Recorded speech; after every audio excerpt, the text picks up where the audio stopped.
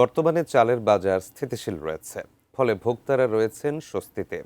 চালের বাজারের খবরাখবর জানতে আমরা সরাসরি যুক্ত হব কুষ্টিয়ায় মিরপুর পৌর বাজারে। ঠিক এই মুহূর্তে সেখানে রয়েছেন সহকর্মী শরীফুল ইসলাম। আমরা সরাসরি যুক্ত হচ্ছি তার সঙ্গে। শরীফুল, বাজেট ঘোষণার পরেই সবসময় দেখা যায় জিনিসপত্রের দাম কিছুটা বেড়ে যায়। কুষ্টিয়াতে চালের বাজারে আসলে স্থিতিশীলতা রয়েছে। বাজেট ঘোষণার পরও চালের বাজারে খুব একটা দাম বাড়েনি। সর্বশেষ কি তথ্য আপনি জানাবেন আমাদেরকে? আপনি যেমনটি বলছেন, বাজেট ঘোষণার পরপরই সব ধরনের পণ্যের দাম, সেই ক্ষেত্রে চালের দামও বেড়ে যায় প্রতি বছর। ইতিপূর্বে আমরা যা দেখেছি, ব্যতিক্রম ঘটেছে এবার। জানেন তো, কুষ্টিয়ায় খাজানগর অন্যতম বৃহত্তম চালের মোকাম। এখান থেকে চিকন চাল, সরু চাল যেটা বলা হয়, মিনিকেট সহ সব ধরনের চাল সারা দেশেই চাহিদা অনুপাতে সরবরাহ করা হয়ে থাকে। আমি যে বাজারে রয়েছি সে বাজারে আমি সকাল থেকেই বিভিন্ন খুচরা বিক্রেতাদের সাথে কথা বলছি। তারা বলছে ঈদের পরে, ঈদের আগে যে চালের, কোরবানির ঈদের আগে চালের দাম যা ছিল তার থেকে এই ঈদের বাজারে ঈদের পরপরই 2 থেকে 4 টাকা শ্রেণীভেদে চালের দাম বেড়েছে। তাছাড়া চালের দাম মোটামুটি 1 মাস ধরে স্থিতিশীল রয়েছে।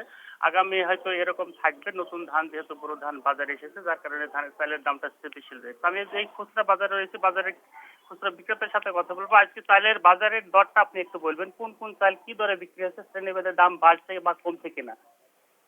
আজকে আমাদের খুচরা বাজারে চাল বিক্রি হচ্ছে 28 চালটা 48 থেকে 50 টাকার ভিতরে। আর সরু জাতের মিনিকেটটা বিক্রি হচ্ছে, রড মিনিটা 56 থেকে 58 টাকা। আর একটু জিরা মিনিকেটটা বিক্রি হচ্ছে আপনার 70 টাকা 72 টাকা কেজি। স্বর্ণ অন্য চালটা বিক্রি হচ্ছে 47 থেকে 48 টাকার ভেতরে। কিন্তু বাসমতিটা বিক্রি হচ্ছে আপনার 68 টাকা কেজি। কিন্তু বাসমতিটা খুচরা বাজারে একটু কম বিক্রি হয়, সচরাচর মানুষ তো এটা খেতে পারে না। চালের দাম বাড়ছে না কমছে? চালের বাজার আপাতত বাজেট ঘোষণার পরে স্থগিত আছে। চালের দাম নিম্নমুখীর দিকে এখন। হ্যাঁ, উনি যেমনটি বলছিলেন, চালের দাম বাজেট ঘোষণার পর বাড়েনি, চালের দাম স্থিতিশীল রয়েছে। তাই সাধারণ ভোক্তারা চায় এরকম স্থিতিশীল থাকুক, চালের দাম যদি না বাড়ে তাহলে তারা।